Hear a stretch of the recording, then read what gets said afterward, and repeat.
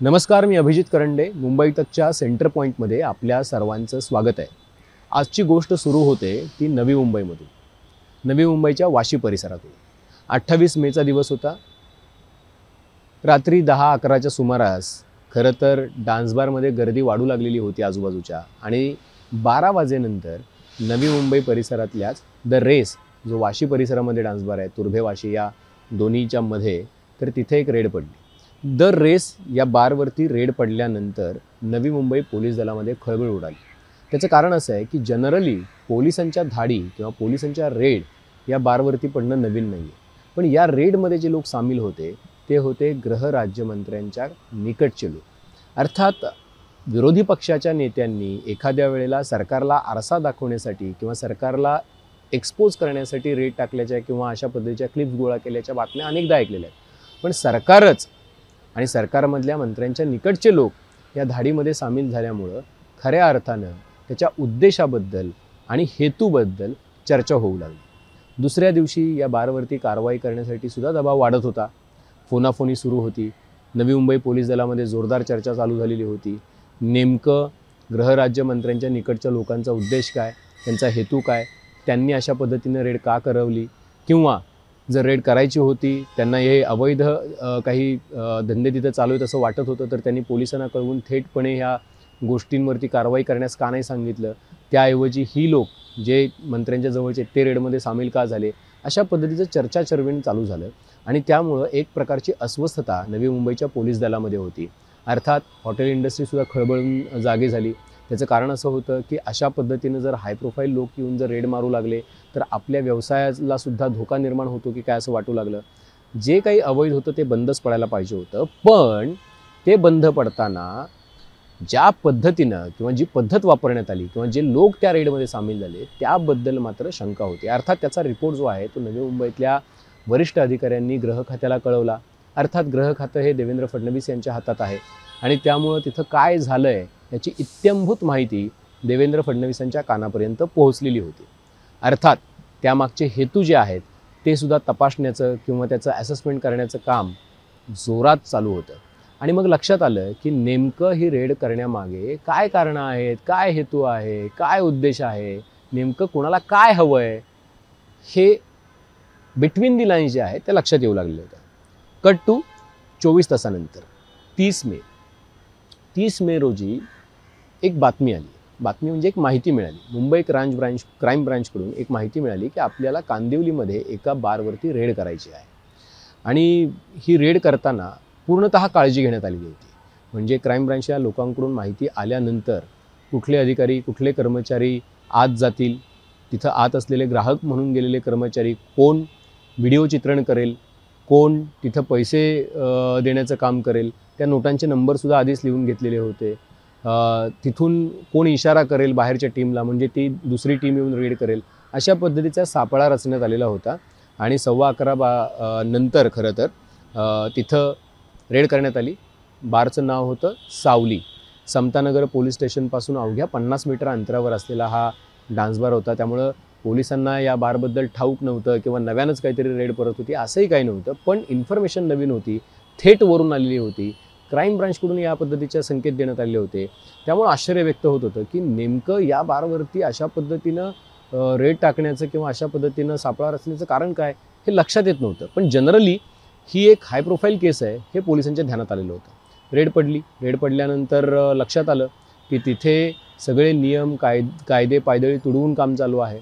Generally जिथे स्टेजवरती किंवा प्लॅटफॉर्मवरती 5 मुली आणि 3 गार्ड्स हवे आहेत, तिथं म्हणजे 8 जणांऐवजी तिथं 22-25 मुली ज्या आहेत त्या नृत्य करत होत्या.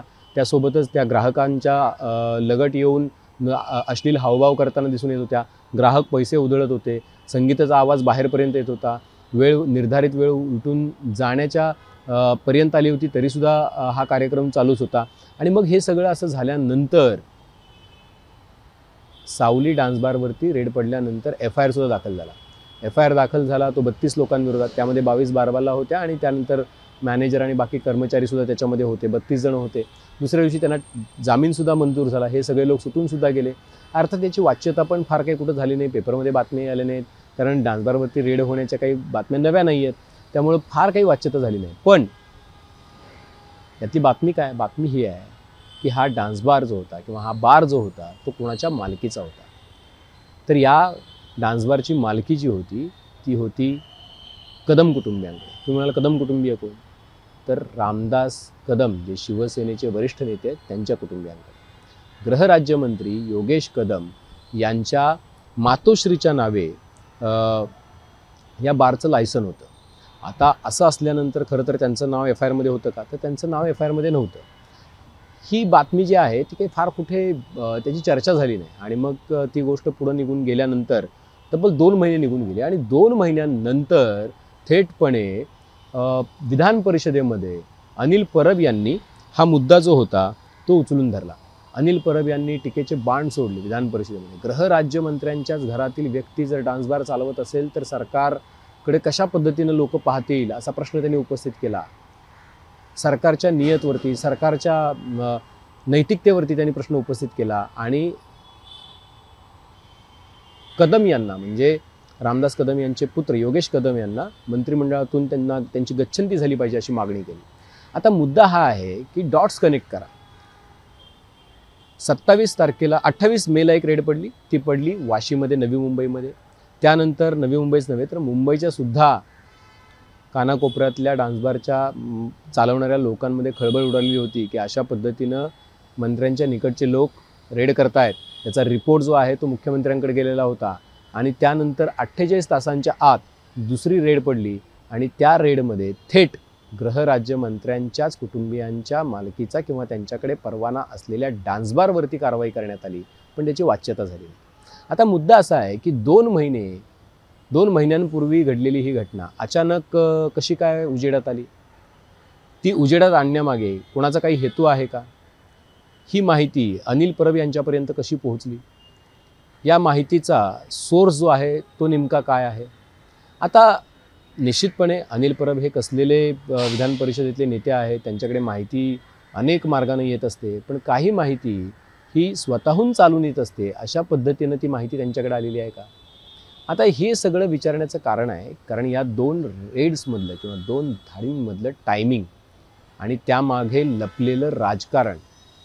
ज्या पद्धतीनं योगेश कदम हे गृहराज्यमंत्री म्हणून काम करत होते, पण त्याच वेळेला त्यांच्या निकटचे लोक जे होते ते काही विशिष्ट पद्धतीनं काम करण्याचा प्रयत्न करत होते, ते कोणाला तरी रुचलेलं नाही आहे का? आणि तिसरी महत्त्वाची गोष्ट, जर असं सगळं असेल तर मग योगेश कदम यांना थेट संदेश देण्याऐवजी त्यांच्यावरती थेट अंकुशच मारण्याचं काम किंवा लावण्याचं काम हे नेमकं कोण करतं आहे? आता मुद्दा असा आहे की हे प्रकरण इथं शमलेलं नाही आहे कारण अनिल परब यांनी हा मुद्दा उचलून धरल्यानंतर योगेश कदम यांनी एक पत्रकार परिषद घेतली आणि त्यांनी सांगितलं की माझ्या आईची बदनामी या राज्यभरामध्ये अनिल परब यांनी केलेली आहे कारण की तिचा या सगळ्या गोष्टींशी काही संबंध नाही आहे. हा डान्स बार किंवा त्याचं लायसन्स जरी त्यांच्या नावावरती असलं तरीसुद्धा हा डान्स बार चालवायला दिलेला आहे कुठल्या तरी शेट्टी नामक व्यक्तीला आणि तो हा चालवत आहे आणि त्याच्याशी आमचा काही संबंध नाही आहे. पण ज्या वेळेला अंजली दमाने यांनी या सगळ्या प्रकरणातली माहिती उजेडात आणली ती माहिती अक्षरशः तुम्हाला सुन्न करणारी आहे. त्याचं कारण असं आहे की अशा कुठल्याही पद्धतीचा करारनामा जो आहे तो कदम कुटुंबीय किंवा जी काही व्यक्तीचं नाव योगेश कदम घेत आहेत त्यांच्यामध्ये झालेला दिसत नाही. पोलिसांच्या ताब्यात असा कुठलाही करारनामा नाही. दुसरी महत्त्वाची गोष्ट, या अख्ख्या एफ आय आरमध्ये ज्या व्यक्तीच्या नावावरती लायसन्स आहे आणि ज्याच्या लायसन्सचं म्हणजे नियमांचं उल्लंघन झालेलं आहे त्या व्यक्तीचं एफ आय आरमध्ये नावसुद्धा नाही आहे. तिसरी महत्त्वाची गोष्ट म्हणजे अशा पद्धतीनं हा डान्स बार वर्षानुवर्ष गेली 10-15 वर्ष तिथं चालू आहे पण पोलिसांना तो दिसला नाही आहे का? हा सुद्धा प्रश्न आहे. त्याचं कारण असं आहे की समतानगर पोलीस चौकी आणि सावली बारमधलं अंतर हे अवघ्या 50 ते 70 मीटरचं अंतर आहे. रस्ता ओलांडून पलीकडे गेल्यानंतर तो डान्स बार दिसतो आहे. मग याचा अर्थ असा आहे की समतानगरच्या पोलिसांना सगळं काही माहिती होतं मात्र तरीही त्याच्याकडे कानाडोळा करण्यात आलेला होता. तो इतकी वर्ष करण्यात आला, त्याचं कारण वेगळं होतं आणि आता कुठून तरी वरून आदेश आल्यानंतर जेव्हा रामदास कदम यांच्या कुटुंबियांच्या मालकीचा हा बार आहे हे कुणाला तरी माहिती होतं आणि त्यामुळे त्याच्यावरती कारवाई झाली. कारवाई झाल्यानंतर ती 2 महिन्यानंतर उजेडात आणण्यात आली. उजेडात आणली गेल्यानंतर एका प्रकारे दबाव वाढवण्यात आला. वाढवण्यात आल्यानंतर रामदास कदम यांचे पुत्र योगेश कदम हे आक्रमक झाले आणि त्यानंतर आता पुन्हा एकदा सामाजिक कार्यकर्तेही त्यामध्ये उतरलेले आहेत आणि त्यामुळं हे जो काही सिक्वेन्स आहे सगळ्या घटनांचा याच्यातून मला काहीही म्हणायचं नाही आहे. याचे फक्त डॉट्स जे आहे ते डॉट्स जर तुम्ही जोडले तर तुम्हाला नेमकी गोष्ट लक्षात येईल. या दोन गोष्टी सांगण्यामागे उद्देश हाच होता की ज्या पद्धतीनं सरकारमध्ये एकाच बाजूची सगळी प्रकरणं निघत आहेत, त्यामध्ये ह्या आणखी एका प्रकरणाची भर पडलेली आहे आणि ते प्रकरण आहे योगेश कदम यांचं, जे गृहराज्यमंत्री. आता जे गृहराज्यमंत्री आहेत त्यांच्या कुटुंबियांच्या नावे डान्सबारचा परवाना असावा का?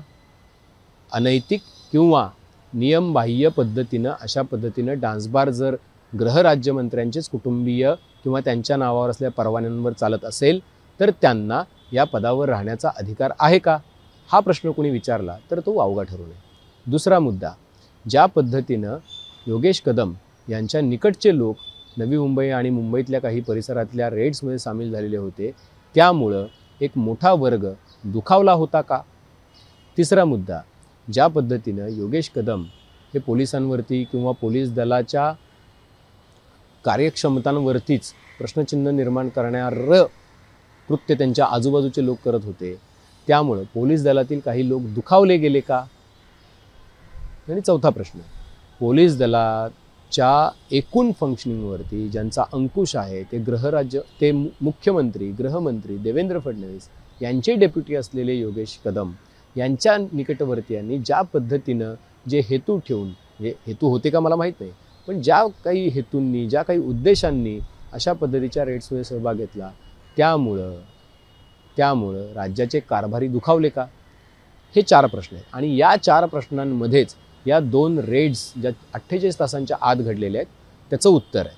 आता उत्तर प्रेक्षकांना शोधायचं आहे, उत्तर जे आहे ते वाचकांना शोधायचं आहे की नेमकं या सगळ्या घटनांचा जो संबंध आहे तो योगेश कदम यांच्याशी काय आहे. आणि म्हणून योगेश कदम यांचा राजीनामा जो जुलैमध्ये मागितला जातो आहे त्याची मुळं ही नवी मुंबईतल्या 28 मे रोजी द रेस या डान्सबारवर पडलेल्या रेडमध्ये आहेत का? हा खरा प्रश्न आहे. 2 गोष्टी होत्या, छोट्या होत्या, पण अर्थ डोंगरा एवढा या 2 गोष्टींमध्ये लपलेला आहे. तो अर्थ शोधण्याची किमया जी आहे ती तुम्हाला नक्की साधलेली आहे आणि त्यामुळं या सगळ्याचं राजकारण जे आहे ते पुढचे काही दिवस महाराष्ट्रामध्ये रंगणार आहे. आधी अर्जुन खोतकर यांच्या धुळ्यातल्या गुलमोहर ह्या रेस्ट हाऊसमध्ये त्यांच्या PAच्या रूममध्ये, किशोर पाटीलच्या रूममध्ये 1,84,84,200 रुपये सापडले. त्यानंतर संजय शिरसाट ज्यांचा एक जुना व्हिडिओ नव्यानं व्हायरल झाला, ज्यामध्ये ते स्वतःच्या बेडरूममध्ये बसलेले असताना त्यांच्यासमोर एक बॅग पडलेली आहे आणि त्याच्यामध्ये काही रोकड पडलेली असं दिसतंय. अर्थात ते त्यांनी नाकारलेलं आहे तरीसुद्धा. आणि तिसरा मुद्दा, संजय गायकवाड यांनी कॅन्टीनमध्ये एका वेटरला किंवा कॅन्टीन चालवणाऱ्याला जबरदस्त म्हणजे पंचिंग बॅगला मारावं अशा पद्धतीनं ठोसे लगावले होते, हे प्रकरण. त्यानंतर आपण आज बघतोय ते आहे योगेश कदम अडचणीत येणारं प्रकरण, ते म्हणजे द रेड. आता या द रेडचं गुपित जे आहे ते हळूहळू उलगडत चाललं आहे आणि ज्या उद्देशानं त्यांनी रेड टाकली होती आणि ज्या उद्देशानं कुणीतरी त्यांच्या भोवती रेड टाकलेली आहे त्याचा परिपाक काय होणार हे मात्र आपल्याला बघावं लागणार आहे. पण तुर्तास एकनाथ शिंदे यांच्या पक्षासाठी वाट बिकट आहे. आता ही होती गोष्ट छोटी पण डोंगरा एवढी. तुम्ही दोन्ही गोष्टी ऐकलेल्या आहेत. तुमची काही मतं असतील, काही प्रश्न असतील तरी निश्चितपणे कमेंट बॉक्समध्ये नोंदवा. बेल आयकॉनवरती क्लिक केलं तर अपडेट्स मिळत जातील आणि सर्वात महत्त्वाचं म्हणजे मुंबई तकचं यूट्यूब चॅनल सबस्क्राईब करायला विसरू नका. आजच्या सेंटर पॉईंटमध्ये इथंच थांबतोय. पाहत रहा मुंबई तक.